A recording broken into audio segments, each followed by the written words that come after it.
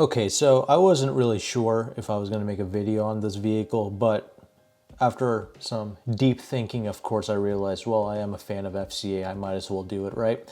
So here I am covering the 2022 Jeep Wagoneer. So, like I mentioned, I do like FCA. I love what they're doing.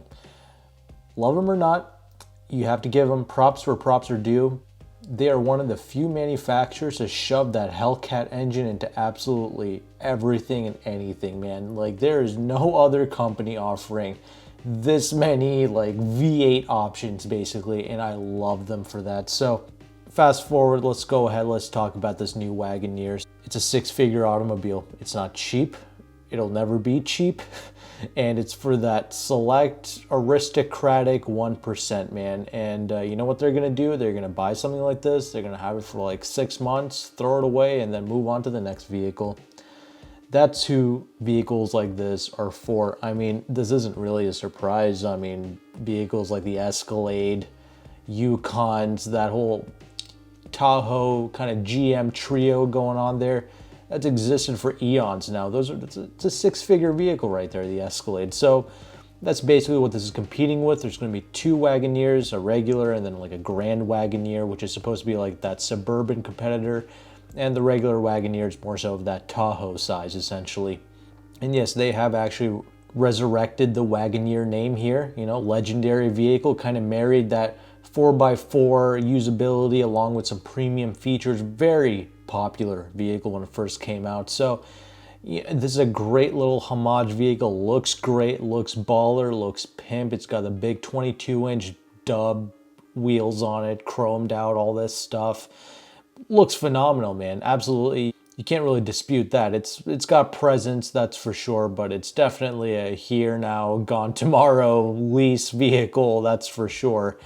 And let me tell you something. Okay, so I was talking about V8s there. Okay, you got two V8s on option. A 5.7 liter producing 392 horsepower and 404 pounds-feet of torque with their little e-torque thing going on that they've installed in many of their Ram products. And then you also have the big boy 6.4 liter V8 dishing out 471 horses and 455 pounds-feet of torque. But what's pretty impressive is it actually tows like 10,000 pounds, so that's by far the highest ever in the segment. So most of the competitors, I mean, they tow about 8,000, 8,400 pounds, something like that. So this is a big step up in terms of the towing of it. And some people were asking me, because I already did like a community poll, maybe you guys already voted on it, about 500 people actually participated in that. I asked them if you like it or not, if you even seen it at all. And most people don't really care on this channel, but again, this channel only represents a small portion of the population. I understand that, but I'm just saying, you know, this just doesn't appeal to most people. Of course not. But it's just like, here's the thing though. This is for the type of people that can, you know, throw away literally 6 figures every year in just negative equity, whatever, in their vehicles. Like, I know a guy who lives local to me. I mean, he's in and out of cars every 2 to 3 months. He's got a new car on his driveway every 2 to 3 months. His dealership was telling me that, you know, the average American could live comfortably off of the money that he blows every year in just writing checks, getting in and out of vehicles. Just the depreciation and the negative equity that he has to write checks for, it's like in the near 6-figure range. I mean, that's just, those are the types of people that this vehicle is for. I mean, if you can't really like fathom that, I mean, I don't blame you, because neither can I. But you know, you can read up on all this stuff, the specs, everything there. People have done myriads of videos on this vehicle already. Some of the standout things to me anyway is the interior, honestly, because I mean, yeah, it's a Wagoneer, it's a Jeep product. It's got infinite levels of off-road capability, Quadra lift, Parabola, Pangea, air suspensions. It's got all that stuff, 10 inches of ground clearance. That's all great. So it's more than enough capable for you to go to Nordstrom and back. It's not really an issue.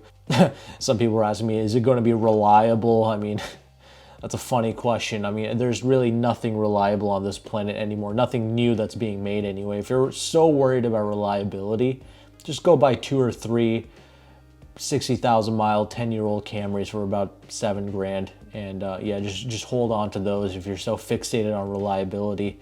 But what really stuck out to me though with this vehicle is the interior and the attention to detail that they put into this thing. This is like a pride and joy product for FCA.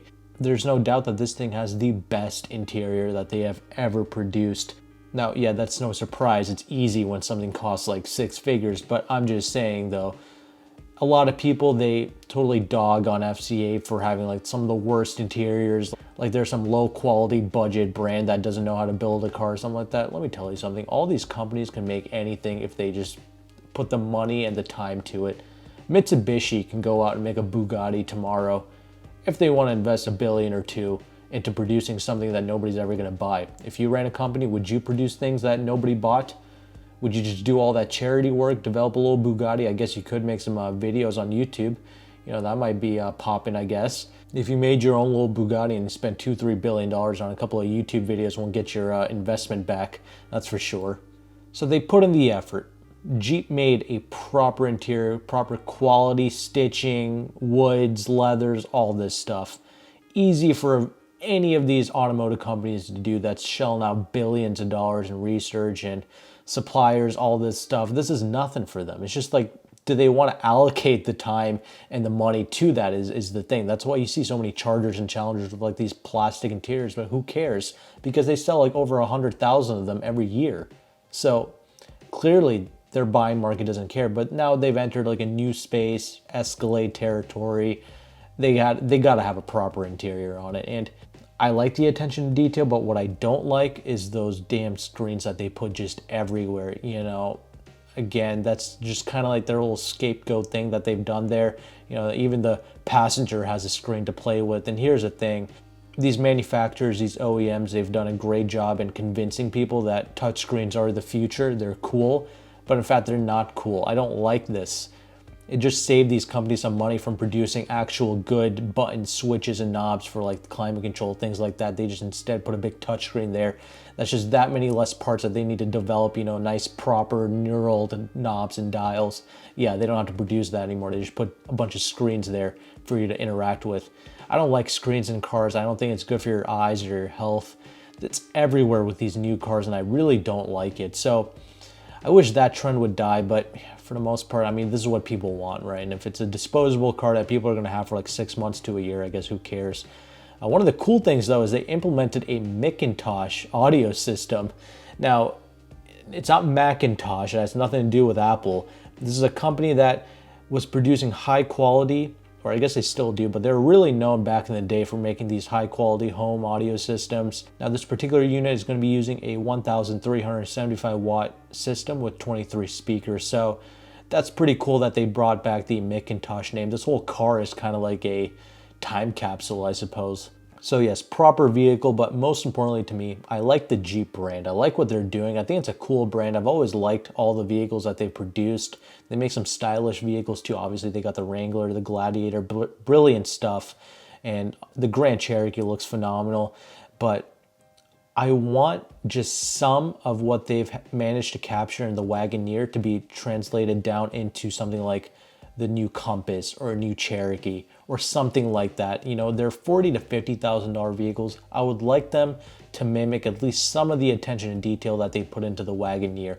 Maybe not to a T, but like, you know, capture some of it. Like, for instance, something like the Lexus ES350. You know, I love that vehicle because for 40, 50K, you're getting a near flagship experience with that car. Inside out, everything. It looks stunning. It's got a fabulous interior.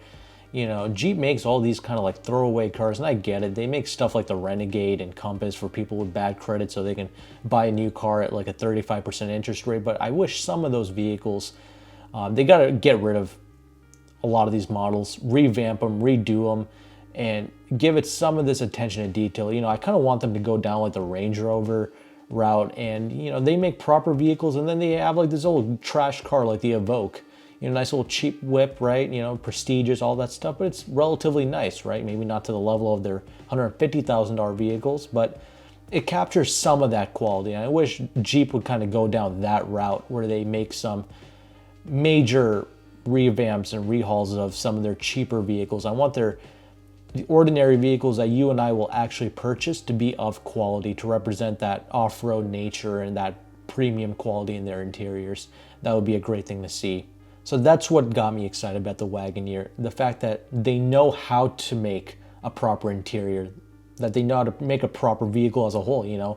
they've definitely proven to the world that, you know, I've always known this about these companies, but now they've actually brought it to life and showed it to the people. So hopefully this kind of changes your mind about FCA. I'm not here to change your mind, but it's just like, I always laugh when people argue about what brand is better than the other. Nothing is better than anything, all right? All these cars have flaws, and FCA just happens to be one of the companies that they don't focus much on interiors or anything like that, but they have always focusing on fun. They always made fun driving vehicles, fun V8, great looking vehicles, man. And that's why they continue to sell well. And their tech, yeah, they're using all these screens, but fortunately the Uconnect stuff, I mean, FCA knows how to make a good, usable, ergonomic kind of touchscreen system. So hopefully it works great, but still, I'm not a huge fan of the screen system here.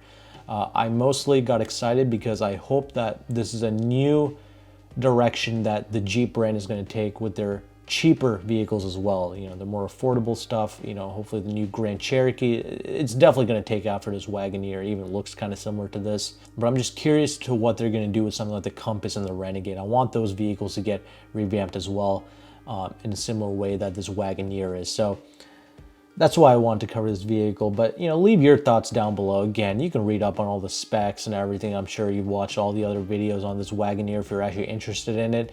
Should you be looking into buying this? Absolutely. I mean, like, if you're an aristocrat, you're truly like a 1%er, yeah, this is different. This isn't your typical Mercedes-Benz or Audi or even that Yukon type of thing. You know, this is totally different. You're going to stand out amongst your friends. It is pretty cool. It does have like this wow factor to it. So yeah, invest in it. If you like it, whatever, you're just going to get rid of it anyway, right? So enjoy it for the time being. And with that, thanks again for watching. Take care and goodbye.